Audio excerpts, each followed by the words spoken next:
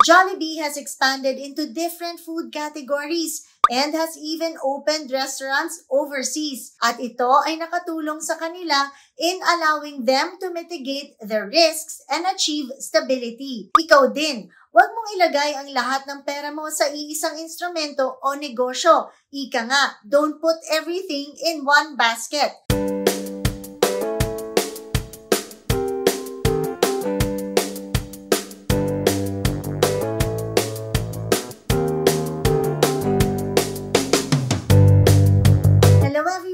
This is June Fernando and I'm from Ramfer Financials. Kamusta po kayo mga ka-RFF? I hope everyone's enjoying the new year so far. Dahil bagong taon na naman, marahil marami sa atin ang napapaisip-isip ng mga pagkakakitaan at paano makakapag-invest ng tama. Good news is, we don't need to look so far. Marami po sa ating mga local corporations ang maaari nating kapulutan ng aral at inspirasyon upang magtagumpay sa larangan ng pananalapi. Kaya naman, sa araw po na ito, minarapat naming pag-usapan ang top 5 best personal investment strategies na makukuha natin from one of the country's top brands, ang Jollibee. Sa mga hindi pa po nakakaalam, Jollibee is a fast food chain that was established in the Philippines in 1975. It is now one of the largest fast food chains in the country and has expanded internationally with locations in several countries including the United States,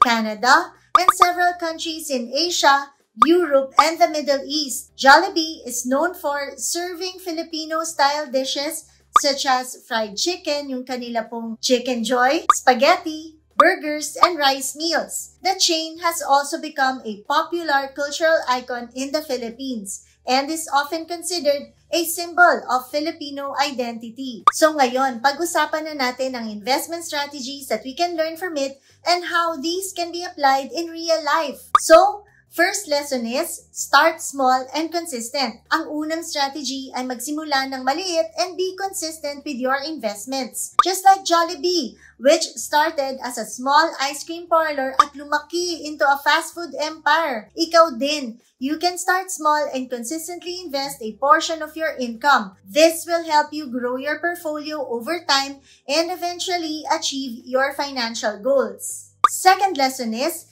invest in what you only know. Ang pangalawa pong strategy ay mamuhunan sa alam mo. Invest in what you know. Jollibee invested in the fast food industry which they were familiar with at ito ay nakatulong sa kanila para sa mga informed investment decisions na kinakailangan nilang gawin para sa kanilang negosyo. Similarly, sa iyong mga gustong paglagyan ng pera, you should also focus on investing in industries and companies that you understand so that you can make informed decisions and minimize your risk exposure. Very important rule in investing. Never get into something that you don't understand. Alaming mabuti, pag-aralan at mag-research po tayo bago natin pasukin ang isang investment product or negosyo. The third lesson is, diversify your investments. Ang pangatlong strategy na matututunan natin is to diversify your investments. Jollibee has expanded into different food categories and has even opened restaurants overseas. At ito ay nakatulong sa kanila in allowing them to mitigate their risks and achieve stability. Ikaw din, huwag mong ilagay ang lahat ng pera mo sa iisang instrumento o negosyo. Ika nga, don't put everything in one basket. You should consider diversifying your investments such as investing in the stock market, in mutual funds, in bonds, fixed income securities, businesses, and real estate to be able to reduce your overall risk.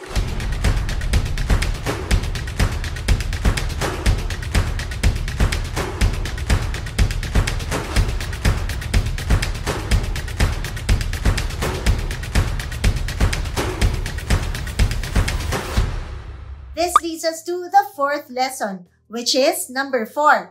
Be patient and let your investments grow. Nothing worth having comes easy, ika nga. Ang pagpapalago po ng pera o pagpapalago ng isang negosyo ay hindi nangyayari overnight. The fourth strategy we can learn from Jollibee is to be patient and let your investments grow. Jollibee has been in the business for over 40 years and consistently nire-reinvest lang po nila ang kanilang profits, allowing their business to grow and become one of the largest fast food chains, hindi lang po dito sa atin sa Pinas, kundi pati na din po sa buong mundo. You too should be patient with your investments and give them time to grow and appreciate in value. Remember, pag minadali mo ang isang bagay, mas malaki po ang chances na ikaw ay maaaring magkamali. Kaya maging matyaga, pag-aralan ng mabuti, and focus on the rewards of the results and not the process para hindi ka mainip sa iyong pinasukang mga investments. And last but not the least is lesson number 5, which is monitor and adjust your investments regularly. Finally, the fifth strategy is to monitor and adjust your investments regularly. Hindi po porket may financial plan ka na,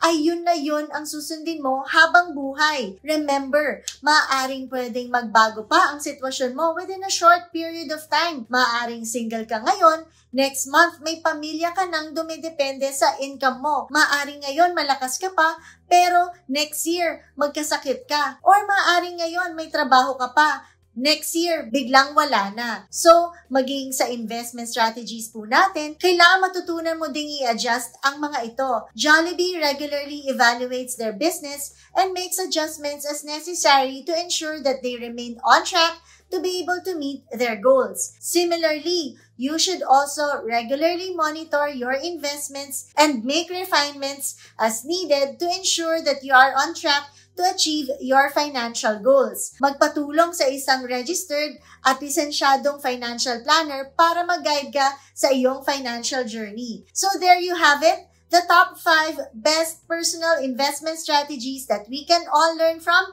Jollibee's success story. Tandaan niyo po, start small and be consistent, invest in what you know, diversify your investments, be very patient and monitor and adjust your investments regularly to be able to achieve financial success. So there you have it. Sana po ay may natutunan kayo sa video na ito.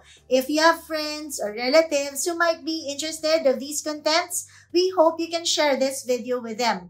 Please don't forget po to like and subscribe to our YouTube and TikTok channels so we can continue to help you in your financial journey. Again, this has been Jung Fernando saying thank you so much for watching and for your continued support, and we'll see you in our next video. Stay safe and God bless.